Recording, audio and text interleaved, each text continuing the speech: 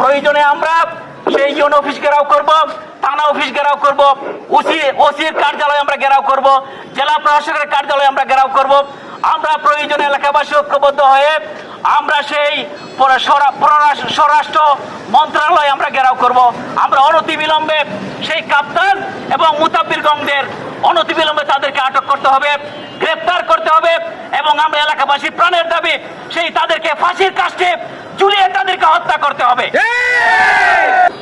আপনারা জানেন গত কিছুদিন আগে আমাদের জারুলিয়ার বিশিষ্ট কাপড় ব্যবসায়ী আব্দুল্লাহ সাহেব, উনি একজন বদ্ধ মানুষ ছিলেন, উনি একজন নম্র মানুষ ছিলেন।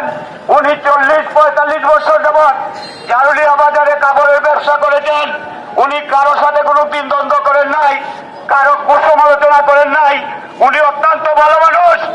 ওনার দলিলকৃত জায়গার উপরে উনি বাস কাটতে গেলে এই ঘাতকরা নির্মমভাবে আমার চাচা আব্দুল্লাহ মিয়াকে হত্যা করে, তারই প্রতিবাদে আমরা আজকের এই মানববন্ধন, উত্তম মানববন্ধনে আমরা বলতে চাই, প্রশাসন নীরব কেন? প্রশাসন নীরব কেন?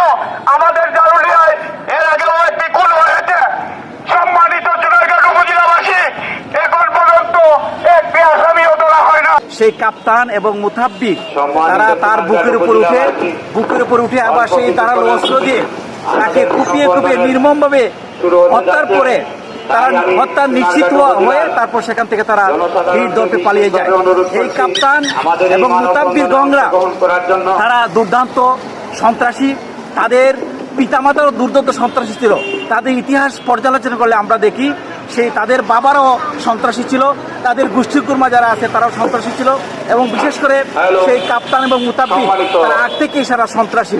সামান্য জমি জায়গার উপর সামান্য জমি নিয়ে তাদের বিরোধ ছিল। সেই আব্দুল্লাহ সাহেব সে তার ক্যাশ টাকা দিয়ে এই জমি কিনছে, কেনার পরে সে তার জমির ফর্সা আছে, নামজারি আছে, ডিবি ফর্সা আছে, এসএ ফর্সা আছে, বিন ফর্সা আছে, কিন্তু তার জমির মধ্যে বিগত 19 বছর সেই তার জমির মধ্যে সেই মুতাব্বির এবং কাপ্তান তারা যেতে দেয় নাই। সে সামান্য একটা বাঁশ কাটতে গেল, বাঁশ কাটার অপরাধে তার জমি থেকে বাঁশ কাটতে গেল।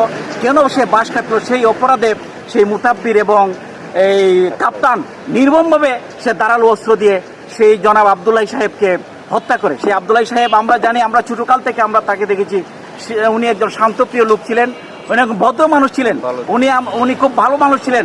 এই সমাজের কাউকে উনি একটা তুইতুকার বলে কোনো গালি আমরা দিতে আমরা শুনি নাই, আমরা দেখি নাই। এখন আমরা এই প্রশাসনের সহযোগিতা চাই সেই কাপ্তান এবং মুতাব্বির